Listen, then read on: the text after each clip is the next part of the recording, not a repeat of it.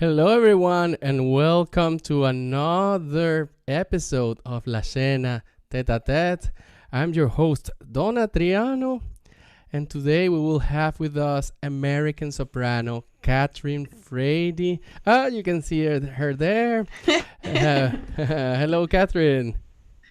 Hello, thanks for having me. Thanks to you for showing up today, this beautiful day here in Montreal, Canada.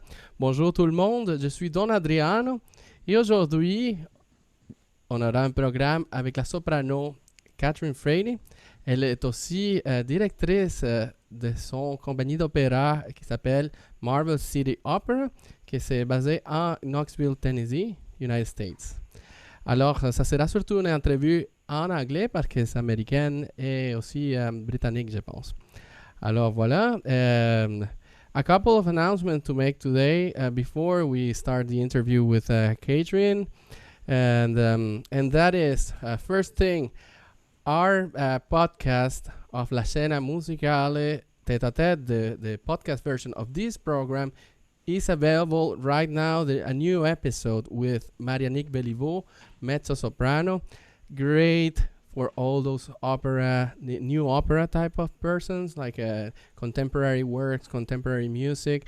Is really great. She had a lot of stuff to say about modern opera, talking about quarter tones and how composers use them nowadays, and a lot of geeky stuff. So I think that's great. If you like Marianique as a mezzo soprano too, I really recommend it. A podcast in French in that case.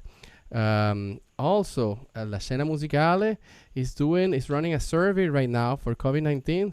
Actually, this is a message good for you, Kathryn, too, since you've been able to do some productions, actually, of opera during the pandemic. We're running a survey right now for the COVID-19 and the arts. So we're trying to figure out many questions about producing arts, and the public, also the public trust. How do they feel about going back to shows, on what conditions they would go, what are companies doing to ensure the security and the health of people.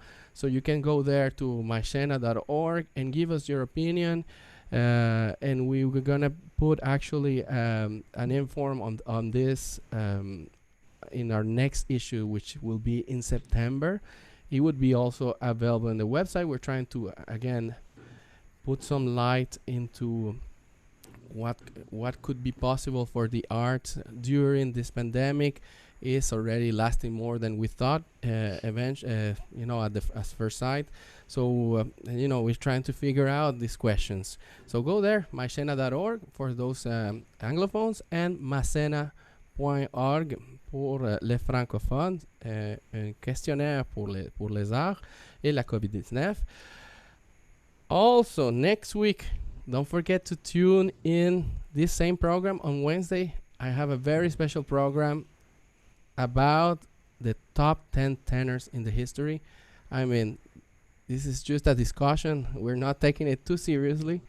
But again, we're trying to present you who do we think, me as a singer, and with two of my besties actually, Olivier Dellinger, who is a tenor, and baritone Charles Broquiero will be also giving his opinion, and we have some even famous people giving their lists. One of them sang with Pavarotti, by the way. So really great program to tune in. Ça va être aussi un programme en français, donc bilingue. Donc, ça se parlera de les top 10 de ténors. On va essayer de répondre à ces difficiles questions, mais c'est surtout, on va discuter là-dessus. C'est quoi votre ténor préféré? C'est pourquoi? Et tous ces genres de choses. À la fin, on va essayer de faire une liste absolue, mais c'est quand même pas, absolu. Mais on va essayer. So, actually, what are some of your favorite tenors, Kathryn? Oh, putting me on the spot. I don't. Are you gonna do like a lot of sopranos? I don't listen to tenors. I don't like tenors. I do love tenors. I mean, Jose Carrera is obviously, but yeah, I don't know if I have like a specific favorite, but I do like tenors. Yeah. But you must have at least 5 tenors. You see, oh my God, I hear that voice, and it's just like perfect, you know. I think Jonathan Burton. I mean, I think of like modern tenors today who are singing, who I really like. Jonathan Burton, I think, is fabulous. I think Jack Levine is amazing. I could listen to him sing all day. I wish he would sing more. Yeah, exactly. You know? Jack Levine, one of voice teacher mostly. He had a career for some time around 15 years ago. He I think he ended his career, or not end, but you know, he dedicated himself more to teaching. But yeah, really a wonderful voice, like. Yeah, it's amazing. Yeah. All right, and since we're starting now, without further ado, with Kathryn Frady, soprano, I wanted to tell you also that Kathryn actually, I sang in the same program that she sang in Sicily a couple of years ago already. She was singing there Traviata, and I met her there and then contact her back because I had this program of Corona Serenades where we dedicate songs to people by email, and we send that like a video, a YouTube video, and so she started participating on that, and now we have her here. If she like her personality and her singing mostly, you can still order a serenade from her. You can go at coronaserenades.com, and she I think she gladly, I haven't asked her lately about this, but I think she's still available for someone that would like to hear her sing a dedicated song for them, or for someone they love. So yes, so that's I guess that's the last part of the announcements today. I wanted to also acknowledge the people in the chat. Thank you for tuning in. And if you have any questions for Kathryn, is it Kathryn or Kathryn? Kathryn. Kathryn. Okay, thank you. So if you have any question for Kathryn, make it in the chat, and I'll try to even translate, even if it's in French, the question. I'll try to pass it by, and we'll try to answer that. And so yes, without further ado, here is Kathryn Frady, soprano and director of Marble City Opera. It's a company based on Tennessee, Knoxville, Tennessee, in the United States. You founded this in 2013. So I guess I know from the beginning. Well, I guess I'll let you speak a little bit. So I guess what I would like to know first off is how your trajectory from being a voice student that you are not anymore, or you know, you completed your studies in university and all that, and then 2013 you created your own opera company where you're the artistic director, I think stage director too in some of the cases. Sometimes, yes. Yeah, so I mean that's a lot there. So what happened during those years, and how do you come by to this idea? Well, that's kind of a long story, but I always... I love long stories. This podcast is about long stories. Perfect. So when I was in college, well, first of all, I went to university on a flute scholarship and then started singing. So I always loved to sing. I always wanted to be on stage. I was hopeful to do musical theater, but then I had a voice for opera, so I went into opera. And while I was in my master's degree, I actually had the opportunity to stage manage and assistant direct for some productions that the university was doing while singing in some of the other ones. And so I knew also that I liked to direct as well as sing. And basically, I knew I wanted to stay in opera no matter what when I graduated. I knew I had fallen in love with this art form. I love to sing. I love to direct. I enjoyed stage managing, but ultimately I just really wanted to be a part of the opera industry. And so when I left the university, I was in a young artist program at Wichita Grand Opera. And I was also stage managing a little bit. So I was getting that production background and experience, which really did help me in the end be able to start Marble City Opera. And in 2011, I kind of stopped stage managing, and we moved to Knoxville, Tennessee with my husband, and was singing at some places here and there, but not getting the kind of work that I really wanted to to get. And so a friend of mine and I were like, let's put on a show, you know, and I was like, okay, yeah, let's do it. Let's put on a show. And I was trying to figure out how we were going to raise money for this and how we were going to do it. And I came across through Yap Tracker, which is the Young Artist Program, basically audition website. I found the Atlanta Fringe Festival, and Atlanta is just about 3 hours from Knoxville, and I thought, hey, that looks cool. They were taking submissions for different projects. If you got accepted into this, then you would be able to perform your piece like 5 or 6 times. You would get profits from the ticket sales. And so I was like, this looks perfect. You know, we can apply for this. But they wanted a company name. So we made one up, and it was Marble City Opera, because Knoxville already has an opera company, first of all, but also because there is a part of Knoxville called the Marble City. There's all these quarries here in Knoxville, and you know, we're like the scruffy company of Knoxville, so it kind of made sense. And even though we weren't a real company at that time, we wrote down Marble City Opera, submitted our project. The Atlanta Fringe Festival said yes, and all of a sudden Marble City Opera was a name on a website with performances it's really coming up. catchy. I love that name. I don't know if it has the sound of it that I really like. Yeah, it's I like it too. Thanks. So yeah, that's kind of how it kind of started. By accident. There was an arts critic here in town who found out what we were doing, and he wanted to interview us, because we did decide we should do a performance here in Knoxville to raise some money. So out of necessity, we decided to perform in a location that met the piece, you know, so that could do the storytelling for us rather than having to raise money for huge sets. So our first piece was based on the barroom floor, and so we took it into a bar. And the Relix Variety Theater, which is kind of it's a larger venue for performances, and they had like a little stage and everything, and some lights. And so we went in there and we made an evening of it. We played music that was like reflective of the opera story, and had people interacting with one another and drinking before the opera started and after. So we tried to make it like a full experience, even though the opera was just 30 minutes. And it just took off. People loved it. They came, and we sold out that performance, and it was packed, and people were just excited that we were doing something and asked us to do more. And so I sort of just got the bug and was like, hey, yeah, let's do this. Cool. Yeah. And that was so that was 2011, I guess, or 2012? It's 2013. Yeah. Okay, so that year you started already. Then the actual Marble City Opera. Yes. So Okay. we actually did our first performance in May of 2013. Okay. And then because it had such a good response, audience response and response in the news, that we decided to go ahead and start a nonprofit. And then our first show as a nonprofit was December of 2013.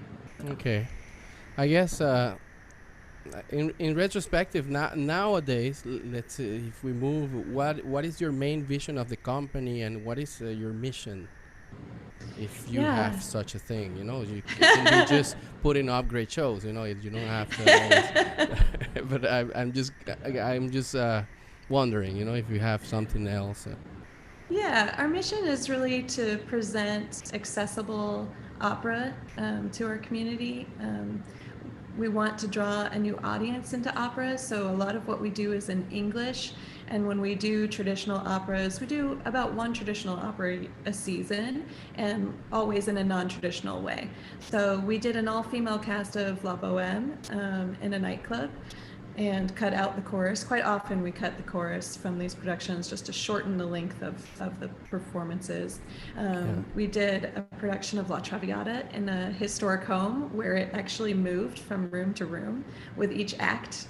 So it was very, very immersive in that way. And so really, like, I would say that's our main mission, is to make opera accessible through doing performances in English. We do a lot of new music, and also traditional operas in non-traditional ways.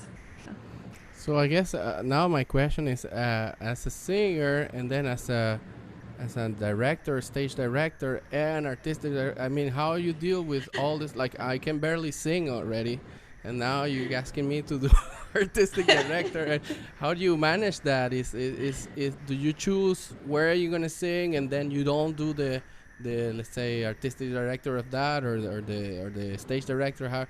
How that works? It's tiring. No, I mean it is exhausting. I work a lot of hours, but yeah, I kind of balance my outside career with my Marble City Opera career. A lot of times, like those contracts will come in from other companies before I plan Marble City Opera's exact dates, and so I've kind of found sort of like a trajectory of when the jobs are available outside of what I'm doing at Marble City Opera. And I always try to plan kind of accordingly so that I can do as much as possible, both in Knoxville and outside of Knoxville. So that's kind of the way I manage like the singing portion of it with the Marble City Opera. And then in terms of the directing, it really just depends. You know, some of our budgets are really small for some of our productions, and so I tend to direct the production that has a smaller budget. I like to direct a lot, and I've been doing a little bit more of that outside of Knoxville as well. So if there's a piece that I just like really have a very strong artistic vision for, I'll normally take that one also, so that I'm not, because as an artistic director, I do have a lot of ideas, and a lot of times I'm bringing in a director who I'm like, okay, so it's going to be in this venue, and this is what I'm looking for, and so sometimes if I have like really, really strong feelings about a piece, I know that that's the one I should direct, so I don't drive another director crazy. Yeah, exactly, because then, yeah, and also a question: do you ever sing and stage direct the same production? Like I haven't. No, okay. I do prefer to be directed. Yeah. Yeah. Have you ever considered that, and what do you think about that? Like, is that really even possible? I've worked very early on when I left grad school. I worked with a director who he was in the production that he was directing. And he did it really well. He was playing sort of a smaller part that he could fit in. I think might have also been a cover. I don't think I would want to take on both of those at one time, but I have seen other people do it, and it worked well for them. So. All right. So I guess I wanted to ask you. Well, no, we're gonna leave that the newest thing for the end, but I wanted to go in retrospective to 2014 to a production of a world premiere by Larry Dellinger called Amelia Lost. It's a one soprano opera, and yeah, if you could talk about it, I mean, it's just amazing. I watched at least half of it today, and rarely I'm attracted by modern opera, but I mean, bravo! It was everything was in place for that one. The staging too, I quite enjoyed it, and the lighting and the music too. I've never heard of this composer. Of course, it's the case with a lot of modern music, but I mean, and I see that you're doing an effort there to have modern pieces in your as part of your programmation. So I guess yeah, can you tell me a little bit with what this Amelia Lost is about first off, and how that came to be, that project? Sure. So Amelia Lost is about a homeless woman who thinks that she is Amelia Earhart. And all of the words for the libretto are actually Amelia Earhart's words, except for one phrase towards the end of the opera. But they're actually, a lot of the words are from her final flight. So she's asking, like she's saying circling a lot. She says, I can't can't hear you, because like literally from the last moments that we hear Amelia Earhart, we have in this opera. So it's really spooky in that way. Also, the composer Larry Dellinger, he's fabulous. He's from California. I had never worked with him before this project, but he was friends with the music director at the University of Tennessee here in Knoxville, and they were making an effort to bring Larry to Knoxville to do sort of a festival of his works. And this was right after Marble City Opera had become a company. And 3 years barely. Yeah. Yeah. It was the second season. Yeah, that's crazy. Yeah, it was crazy. So, but the music director for the opera at the university, he gave me a couple of Larry's scores and said, hey, you know, like this might fit into what you're doing. They're small casts and they're shorter operas. And so I went through and I looked at it and I was like, oh, this would be cool. And since the university is bringing Larry into town already, why don't I like work on top of that? And like we created this festival of his work, and so then Marble City Opera got to be part of that festival. Oh wow, what a great idea. Yeah. And so he had an opera called Talk to Me Like the Rain, which had been workshopped in Utah and but not premiered yet. So I was like, well, that's cool. It's based on a Tennessee Williams play.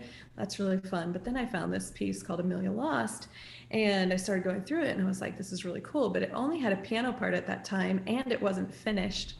And I wrote to Larry and I said, hey, I would really love to do both of these pieces. Like, would you be able to finish Amelia? And he was like, yeah, sure. He was also working on a new opera called Medea for the University of Tennessee. Like Medea, like the ancient.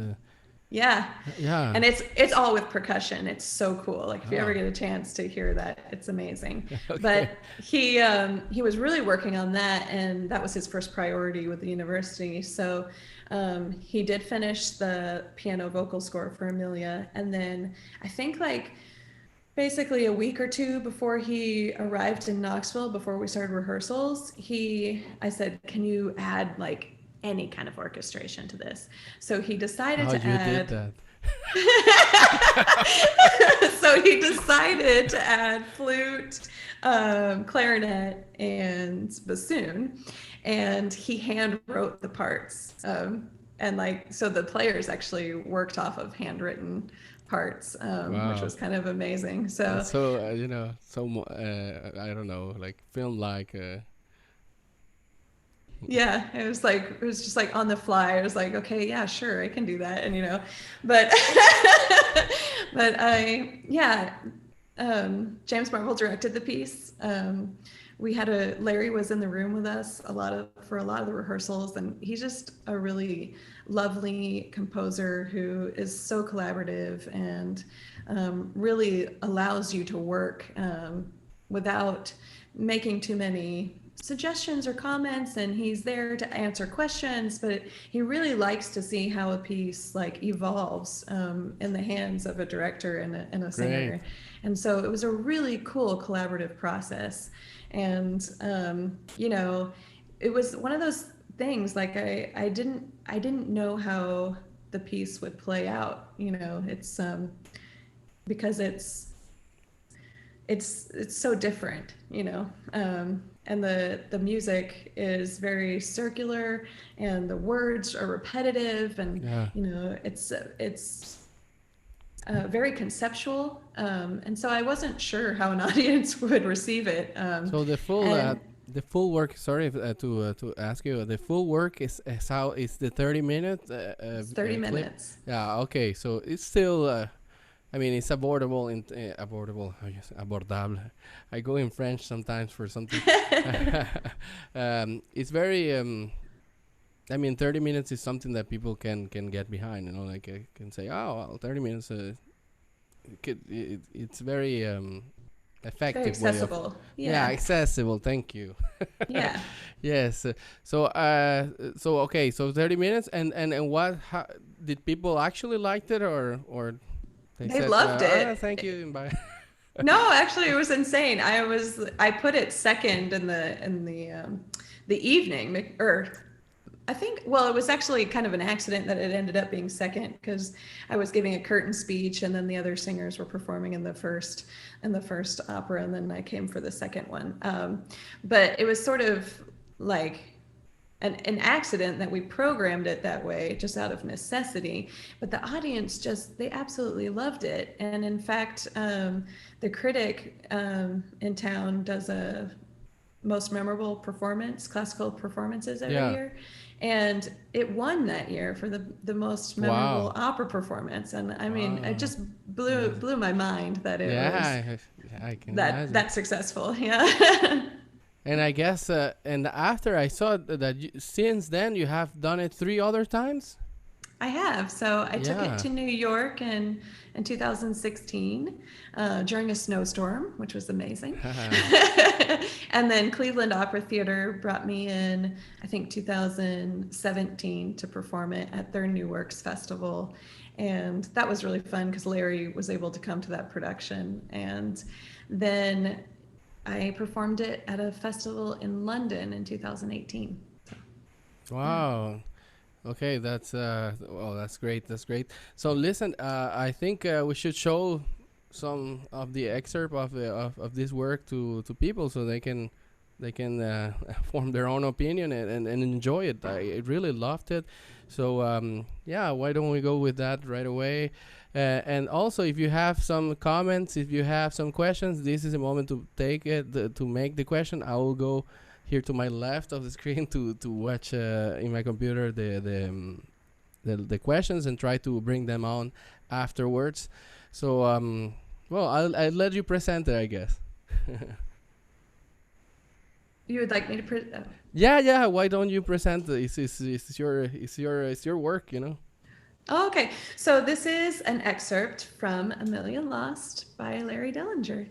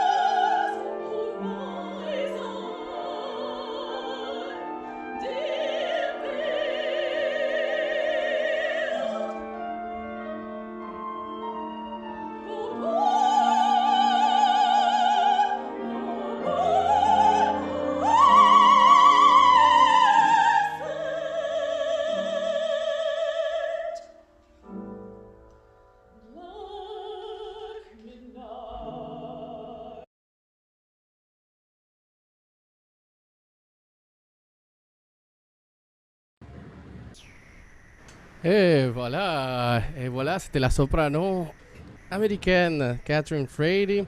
That was Soprano Kathryn Frady in 2014, the premiere of Amelia Lost by composer Larry Dellinger. Really wonderful work, and thanks a lot, Kathryn. That was really amazing there.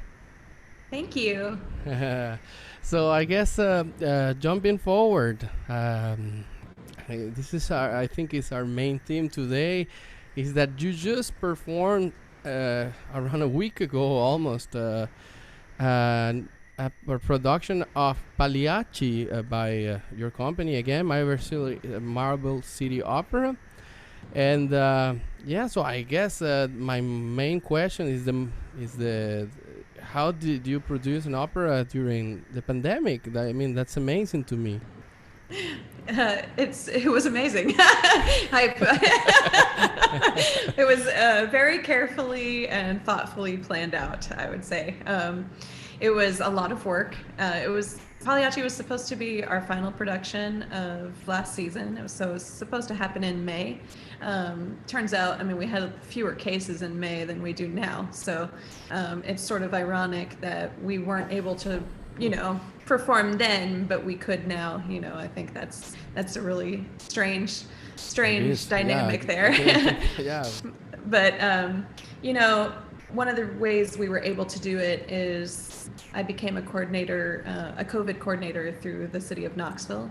It's something that they opened up to people, businesses and nonprofits in the community when they did decide that we would start to slowly reopen the community. And it's basically they give out information. They give it to the city pretty much 12 hours later, but we get emails just a little bit sooner than the rest of the community, and they tell us what's going on and where we are and what procedures we really need to be following to keep everyone safe. So they sent out a packet that I went through. It was like 30 pages, and I was like, okay, how can I translate this into opera? And to what we do, because it was really set up for, businesses and restaurants and things like that. But, they all sort of, it can apply if you just look for it. So I had kind of put together like, okay, we're going to need to quarantine the singers before they arrive. We're going to need to get COVID tests. We're going to need to stay 6 feet apart in rehearsals. We're going to need to have hand sanitizer like everywhere, and we need to clean all of the props and like share as few props as possible. So I made a list of those kinds of things that we would need to do just to rehearse. Cut the chorus, like limit how many people were really involved, cut the orchestra. At that time, in May, I thought, well, if we reopen, best case scenario, we might be able to have 50 people total, including the singers. So it was really like, get rid of everybody that we could get rid of in order to just kind of keep with those 5 main characters. As we began to reopen in the city, I had a conversation with the Tennessee Amphitheater where we were performing, and they said that most of the performing groups in town were not going to be able to perform there, but they did think that we would be able to. But they requested a mitigation plan from me. And so I took my original sheet and like transformed it into what the city was like in their guidelines, how they were looking for it, the structure of the document. And came up with some more things, including, one entrance for the audience, one exit for the audience, social distancing the audience.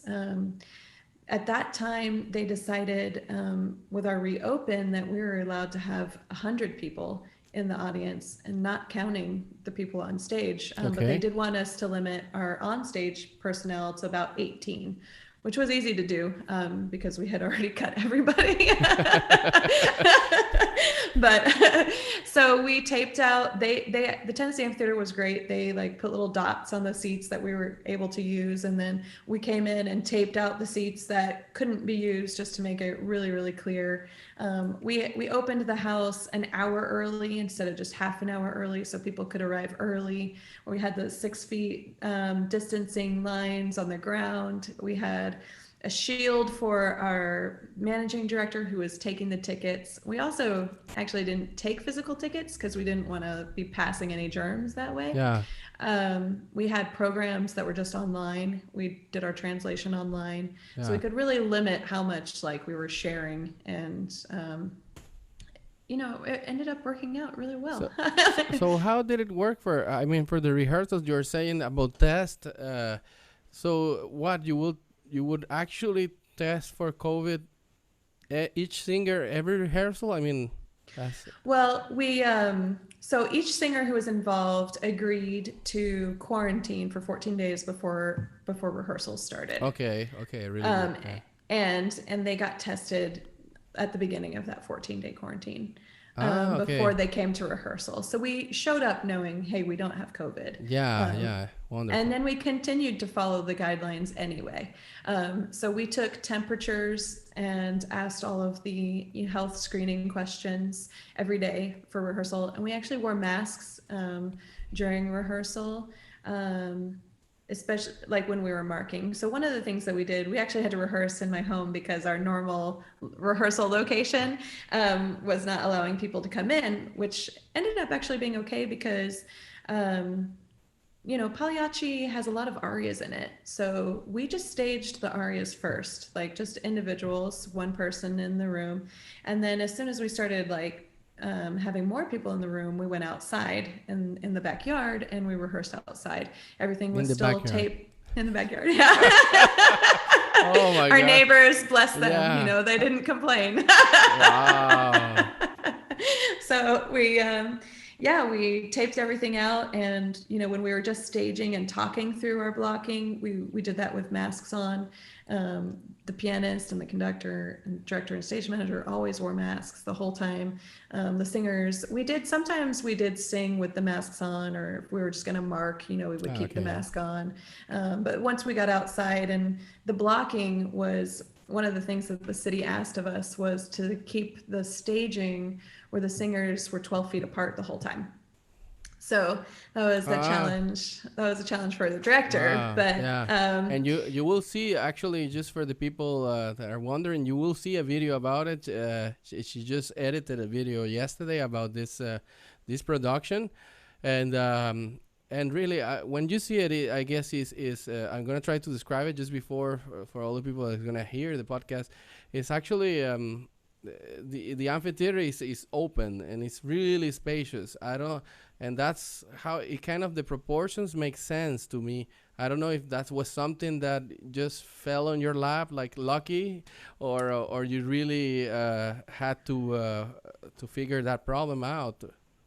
Well, part of it was luck and part of it was figuring it out. I mean, because we like to take operas into a space that tells the story, we had already been planning on performing outdoors at the Tennessee Amphitheater. So I already had that venue scheduled for May, which was great. Okay. The original show of Pagliacci was scheduled to be there anyways. Yeah, it was. Wow. I mean, originally we were going to have chorus and orchestra, but actually I ended up really liking it without the chorus. I really feel like the show tightened up in that way dramatically in storytelling. And then I think the hardest part to stage was the part that the audience is going to see tonight with the duet between Silvio and Medea, the love duet. I think socially distancing that was probably the biggest challenge. Yeah. But because the stage was so big, actually keeping us really far apart in the majority of the opera actually just helped us fill up the stage, which was great. Exactly. That's what I meant by the proportions, because you don't need to be right beside, because then the rest of the stage looks huge compared to you. So I guess it was always that. How do you manage to like? Is it realistic to ask people 12 feet, or is that flexible? I mean, Well, I think, actually it worked really well. And the singers, I mean, what was great is most of us knew each other. I think there were a couple people who didn't know the Kanyo, but I had worked with everybody. And the connection that we had on stage became even more fierce because we were further apart, but the eye connection we were there with each other the entire time. Yeah. And it really, I mean, there was just this electricity between us on stage every night. And I think, and honestly, the duet with Silvio, I don't think it could be more intimate, even though we're further apart, than normal. I think it was a really creative solution to the situation.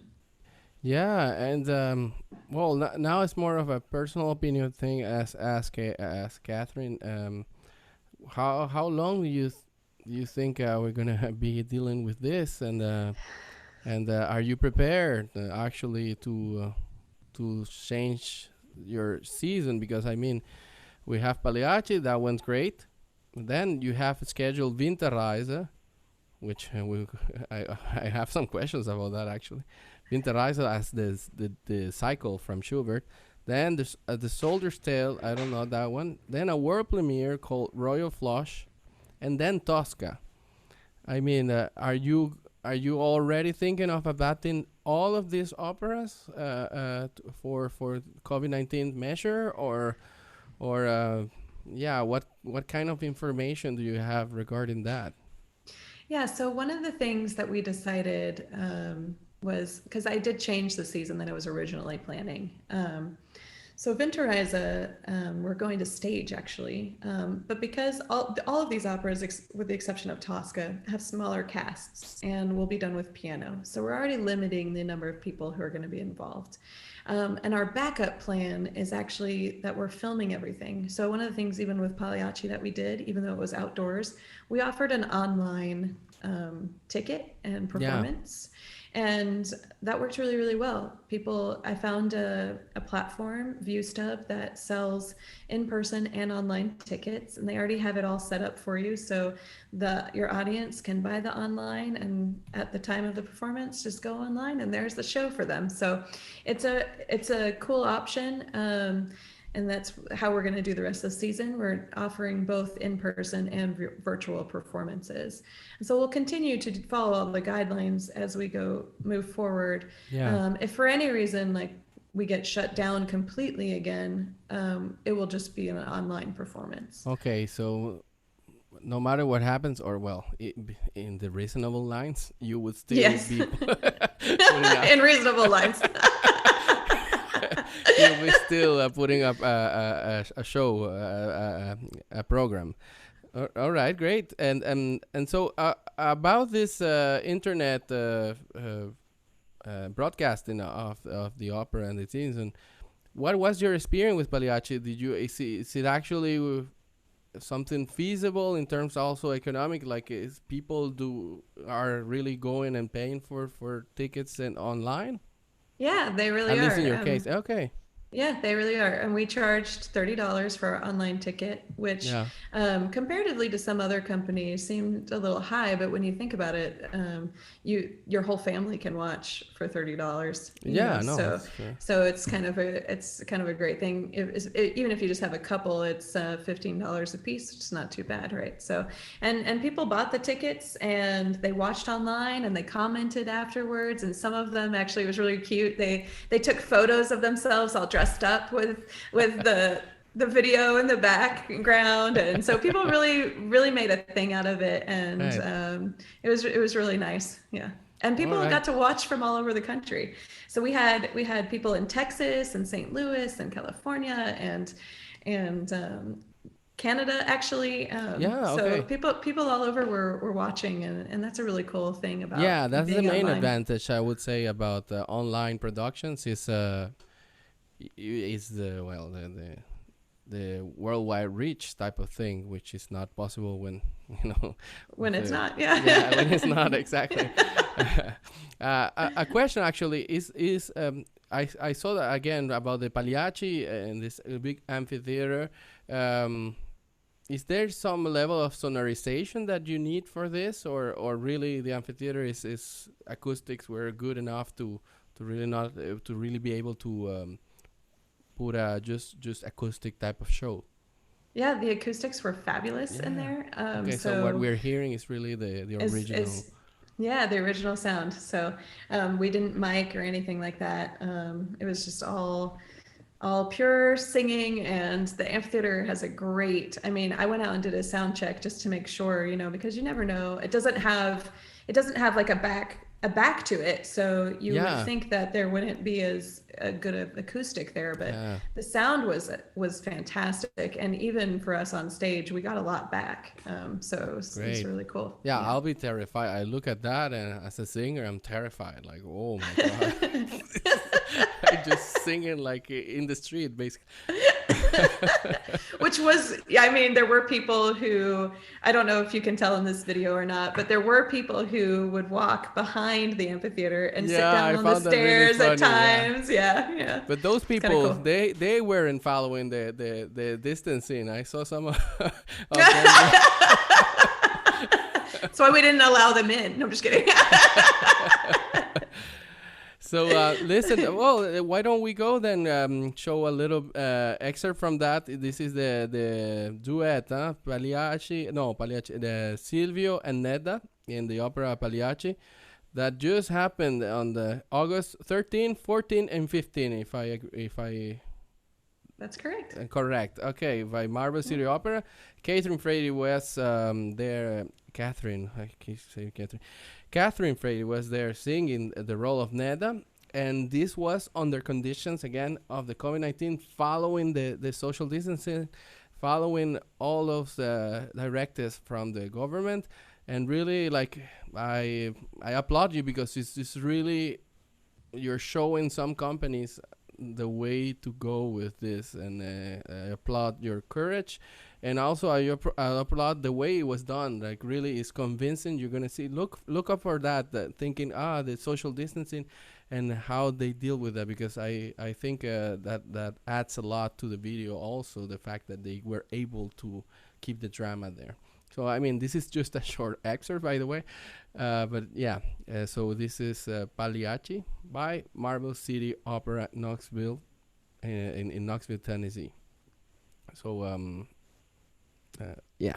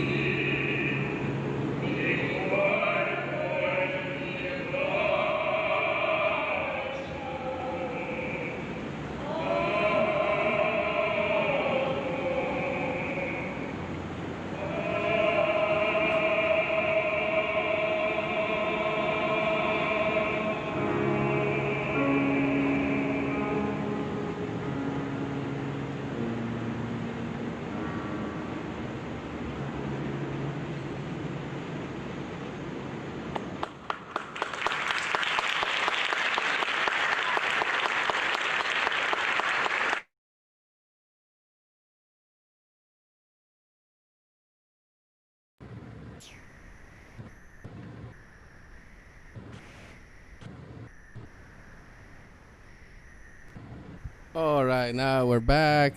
Wow, awesome, Rema, amazing, brava, brava, and Thank you. really great. Honestly, like one of the best COVID shows I've watched. Oh, thank you. Yeah, yeah, yeah. We're actually gonna do for September our COVID show picks for La Scena Musicale. I'll pass this up actually as one of my recommendations for the for the future Awesome. shows. Um, I'm having trouble here with the mic. I'm sorry. All right. Okay. There we're back. So congrats for that, and also I wanted to acknowledge also that the composer what's his name again? Yeah. So Larry Dellinger is watching, or at least was watching, and he's saying thank you, Catherine. What a surprise! He wasn't prepared to listen to his own music today. So thank you, Larry, for showing up, and really congrats on that beautiful opera and that beautiful production. And yeah, I think he has many operas, no? He does. Yeah, he has several. So he actually just did. He composed our most recent world premiere, Shadowlight, which we premiered in February, just before the COVID shutdown. So he did that one, and the Talk to Me Like the Rain, and Medea that I mentioned as well. So, yeah. Wow, great. And yeah, as you mentioned before, and I was going to ask you about the performers for the Pagliacci, just so I don't leave people out. Who's the pianist? The pianist was Brandon Kofer. Our conductor was Logan Campbell, and Silvio was being played by Ryland Pope. Ryland Pope. Yes. Great baritone. Never heard of him before. I mean, there's so many great voices that you don't know. Yeah. If you're not watching closely, yeah. Yeah, it's one of the other things we like to do at Marble City Opera is really help artists who are trying to make it, to that next step and the next level in their careers, have a place to perform. So Ryland actually, he graduated from the University of Tennessee, I think in 2012. Okay. And he lives in Kentucky and teaches out there, and came and auditioned for me last year, and I was really excited to bring him back to Knoxville. So. Yeah, great. It's a really good choice, and really very passionate music, and a great duet. And yeah, I don't know, it just works, the social distancing in that case with that stage. I mean, it's just because the tension of it, like the fact that Yeah. you can, I don't know, there's something to it. I think you hit in a spot right there with that one. And I guess moving forward, also, oh yeah, I had a question by Charles. Charles Broquiero, who's gonna be here with me in the program discussing the thing about who are the top 10 tenors in the history of the recording era or after the recording era. So he's asking this question. So how did you manage to bring people to the concert? Were people comfortable with the situation? I guess that's a big preoccupation by arts organizers right now. Yeah, actually, we had quite a few people attend. One of the things was we had 3 performances so that we could really spread out. Originally, we were only going to have 2. But we thought if, we have to have fewer people and people need to be able to feel comfortable, so more performances is better where we can have fewer people at each one. And we had about, I think our last performance was the biggest, around 60 in attendance, and the others were closer to 50. But everybody, the amphitheater seats 1,000 people. So when you think you only had, it looked tiny to us, when we're on stage. It's like, is anyone there? How are you there? And so they were very spaced out. They all had masks on. And we did ask our audience, even though they're outside, to continue to wear their masks. And everyone really did. And we got several really good compliments and thanking us for keeping everyone so safe, and the measures that we went to. So yeah, people felt comfortable, and that was great. Yeah. Wow. Okay. Well, that's great to know, and I think you're putting there the example for some other companies that are not doing shows, and maybe there's a solution like this.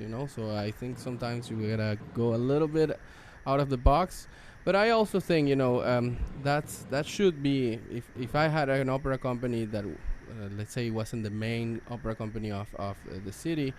I think that's the role, and I think that's why we need diversity in terms of any type of art, because they all have a place in the ecosystem to really, if they find the niche correctly and their mission. I think this is the kind of thing that I would expect from an opera company such as yours, is to come up with solutions. Sometimes the bigger companies, because of syndicates and all type of problems, it's really complicated for them, and I understand them, and this is not a critique on them, but more to say to the artist, like, it's possible. If you use if you really try, you can really do something of good quality, such as this production of Pagliacci. So again, congrats to you for that, and then to your all the team, for this wonderful work. Thank you so much. So listen, now moving forward, two questions basically, because the Winterreise, I'm wondering what many things have done with this work over the years, and I wonder what's your take on it, because you're saying you're staging it. It's not just a recital. So I'm wondering what are you preparing for that? That's the upcoming production, I guess. It is, yeah. So it's what I'm going to start really studying and working on in the next couple of months. But the vision of it is that it isn't just the recital version. It is a staged production of it. We're going to be using video projection in order to help tell the story. And I'm probably even going to put the translation within the video, so that the audience can really understand what's happening as it's happening and not have to read. So that's kind of the plan. It will be in a small. The staging area will not be huge. It's not going to be the amphitheater, I guess, already. No, not in November. It'd be a little cold, but it would be a true Winterreise. It gets that cold over there. I didn't know that. No, not as cold as Canada, no. Nothing is as cold, not even in Russia.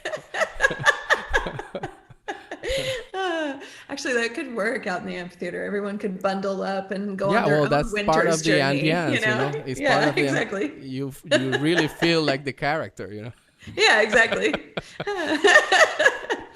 I'll have to call him and see if it's available. And you are directing this work. I am, yes. Okay. Yeah. So I guess that's one of my favorite works of ever, really. It's Winterreise. I've thought myself of doing something with it. I'm not going to say what, because I don't want to give my idea away right now. But I wonder what's your take on this work. I mean, it's so enigmatic at the same time, because at the end, the end is really weird. Really, the guy is doing all this travel through the nature, and then at the end he meets this lyre man. This guy with the little instrument. And it kind of stays there, and we don't know what happens to him. What happens to him? We don't know. We don't know many things. So I guess. So what's your interpretation on the? I mean, I think I'm still going to be working on what my interpretation of all of it is in the next couple of months, as I really dig deep into the piece itself and into how we're going to stage it. And I'm really looking forward to digging into it. I think that it's going to be really reflective of like what a lot of us have been experiencing this year, through our own isolation, and sort of exploring some of those similarities between his journey and the journeys that we've all been on, and in our own isolation. So that's kind of where I'm thinking of trying to really relate it to what we've all been experiencing over the last few months and continue to experience. I like that point of view of it's really true. I never thought he was isolated, because he's talking so much about he is isolated at the end, but he he has so many things in his head that at one point you really feel like he's in another world, you know. He's in his thoughts, and there are birds and there are plants and there are all these kinds of nature elements that become almost human like, you know. Yeah. Yeah. Yeah. I think that's really cool.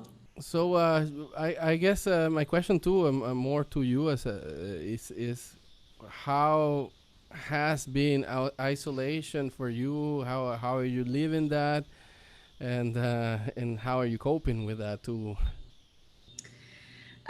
Well, I am a workaholic, so I just have plunged myself into every kind of work I can possibly muster. I think that, in some ways it hasn't been too different, and in other ways it's been like really different. And I think that the main difference is that I haven't done any travel.